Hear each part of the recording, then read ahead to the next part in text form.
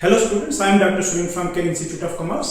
मैं आपको आज पढ़ाने जा रहा हूं कैश फ्लो स्टेटमेंट का ऑपरेटिंग एक्टिविटीज।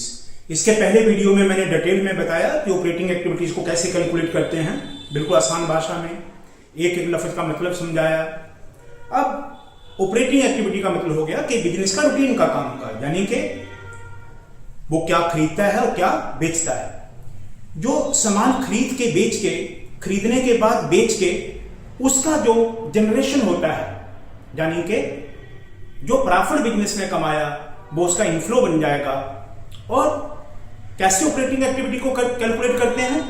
ऑपरेटिंग एक्टिविटी का जनरेशन हो गया थ्रू प्रॉफिट। अब ये भी आपको बताया है कि नॉन ऑपरेटिंग एक्सपेंस जो होते हैं वो प्रॉफिट में ऐड हो जाते हैं और नॉन ऑपरेटिंग इनकम प्रॉफिट से लेस हो जाती है।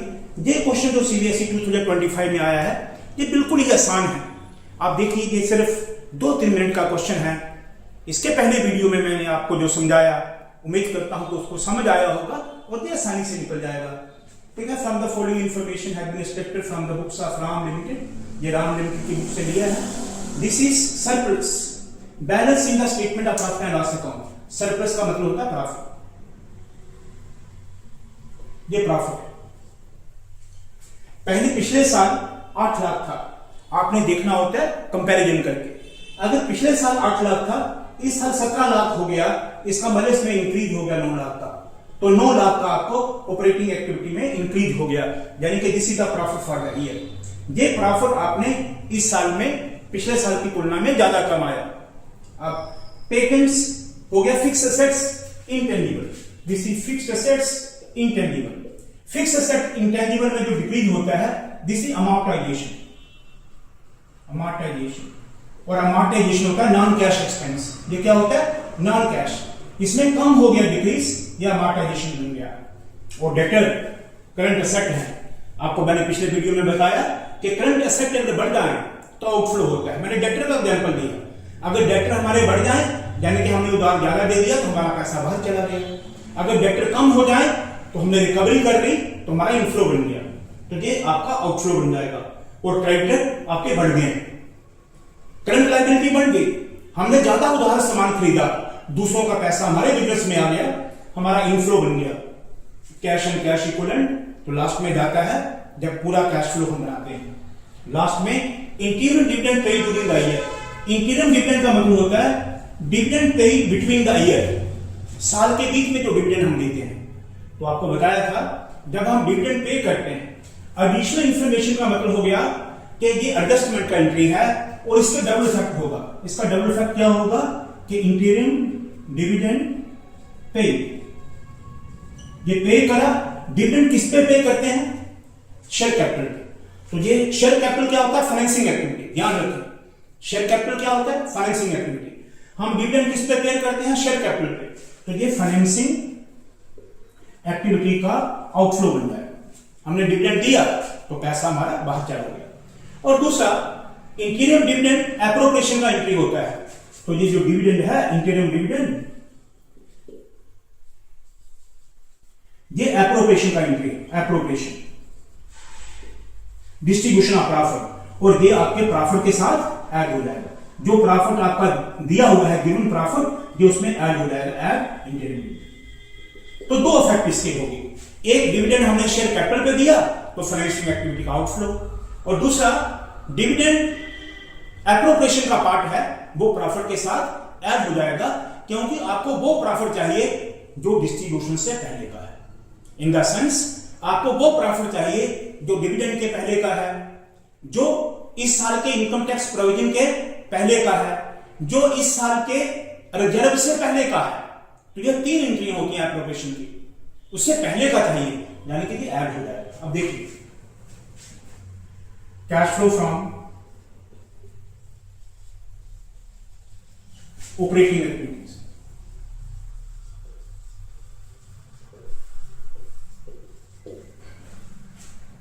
दिस इज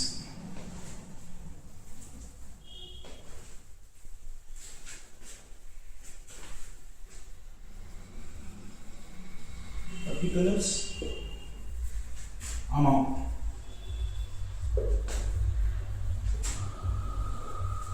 बताइए प्रॉफिट से शुरू करिए। दिस इज सरप्लस यानी कि प्रॉफिट। पिछले साल 8 लाख था, इस साल 17 लाख हो गया, तो आप इसे लिखिए profit for the year, profit and पर प्रॉफिट एंड लॉस अकाउंट।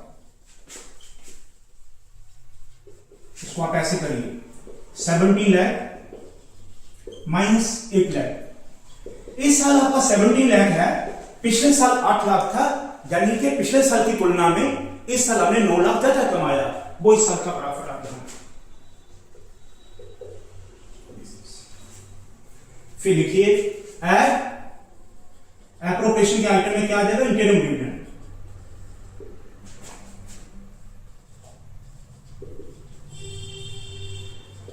ये वाला इंटरिम डिविडेंड कहा ना मैंने, ये एप्रोप्रिएशन का है, ये प्रॉफिट के साथ ऐड हो जाएगा।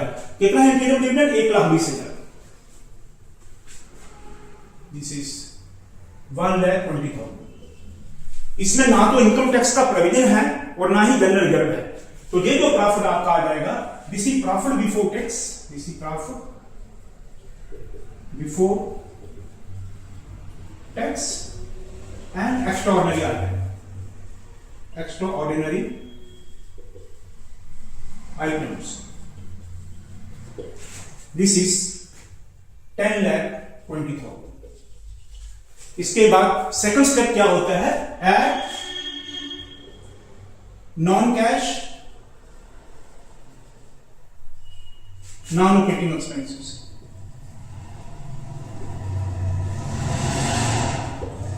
इसमें क्या है, ध्यान से देखें, इसमें नॉन कैश आपका क्या है, ये patent.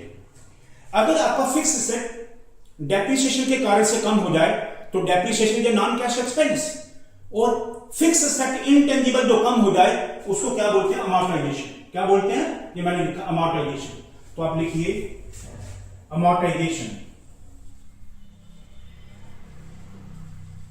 Amortisation of patents. Patents आपका राइट ऑफ हो गया, कम कितना है, दिस इज 50,000 का 0 हो गया, यानी कि पेटेंट आपके 50,000 से कम हो गए, इसी 50,000 आप इसको ऐड कर दीजिए, दिस इज 10,70,000। जी आपका आ गया operating profit, this is your operating profit before the change of working capital. Working capital in the sense current asset and current liability. अब इसके बाद इफेक्ट आ जाएगा current asset and current liability. This is your profit before result 1, result 2। Now this is operating profit before the change of working capital. अब working capital के change करने से पहले का प्रॉफिट, अब आ गया वर्किंग कैपिटल। वर्किंग कैपिटल हो गया current asset and current liability. देखिए ये आपके करंट असेट और करंट लायबिलिटी है। करंट असेट आपका बढ़ रहा है, वो करंट लायबिलिटी भी बढ़ रही है, तो बताइए क्या होता है, add increase in sundry creditors. Sundry creditors अगर बढ़ जाए तो हमारा इनफ्लो होता है, यानी कि हमने उधार लिया, बाहर का पैसा हमारे बिजनेस में आ गया, तो ऐड हो जाएगा। कितना बढ़ गया सन्ड्री क्रेडिटर, 60 से 1,40,000, यानी कि 80,000, ये ऐड हो जाएगा। और डेटर का बढ़ना, करंट असेट अगर बढ़ जाए तो हमारा आउटफ्लो होता है, ये कहां चला जाएगा, लेस में, less increase in sundry debtors. कितना सन्ड्री डेटर में इंक्रीज, 4,20,000 से 5,80,000, यानी कि 1,60,000, 1,60,000। नेगेटिव फिगर को ब्रैकेट में रखें। अब आप देखिए, दिस इज कैश है, कैश इक्वल, ये लास्ट में जाता है, कैश फ्लो के लास्ट में, इसको छोड़ दीजिए। आपकी सारी एडजस्टमेंट होगी, सरप्लस ले ली है, ये भी बता दिया आपको, अमॉर्टाइजेशन भी हो गया, इसका इंक्रीज भी हो गया, क्रेडिटर का भी हो गया, कैश एंड कैश इक्विवेलेंट को छोड़ दीजिए, ये कैश फ्लो के लास्ट में जाता है। इंटरिम डिविडेंड को भी ले लिया।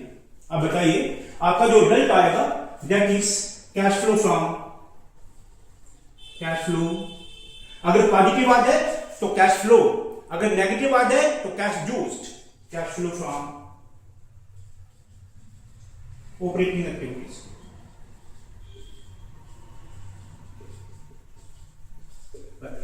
$10,70,000 plus 80,000, $11,50,000. This is 1070 plus 80. 11,50,000 minus 160. 9,90,000. 9,90,000. So 9,90,000 is your cash flow from operating activity. प्यारे बच्चों, आपको समझ आया होगा। ये क्वेश्चन 2025 रिसेंटली कंडक्टेड एग्जाम में आया है। आपने देखा कि 4 नंबर का या 3 नंबर का क्वेश्चन हो तो उसमें 3-4 मिनट ही लगे हैं। इसमें कोई भी डिफिकल्ट नहीं। आपने गिवन प्रॉफिट में एप्रोप्रिएशन की एंट्री इंटीरियम डिविडेंड को ऐड करा तो आपका जो प्रॉफिट आया वो आया profit before tax and extraordinary आया। उसमें नॉन ऑपरेटिंग एक्सपेंस और नॉन ऑपरेटिंग इनकम हमें लेना था। नॉन ऑपरेटिंग एक्सपेंस को हमने ऐड करा, वो था अमॉर्टाइजेशन, उसको हमने ऐड कर दिया। जो आपका प्रॉफिट आया वो आया operating profit before the change of working capital. फिर वर्किंग कैपिटल का चेंज यानी कि करंट एसेट और करंट लायबिलिटी। करंट लायबिलिटी बढ़ गया तो हमारा फ्लो बढ़ा, इनफ्लो, तो हमने उसको उसके डिफरेंस को पॉजिटिव लिख दिया। और करंट एसेट बढ़ा तो हमने उधार ज्यादा दिया तो हमारा पैसा बाहर चला गया, वो लेस में चला गया, आउटफ्लो। अब फाइनली जो फिगर आई, this is the cash flow from operating activity. आशा करता हूं समझ आया होगा। देखते रहिए, सब्सक्राइब करिए चैनल को, लाइक करिए, फॉलो करिए।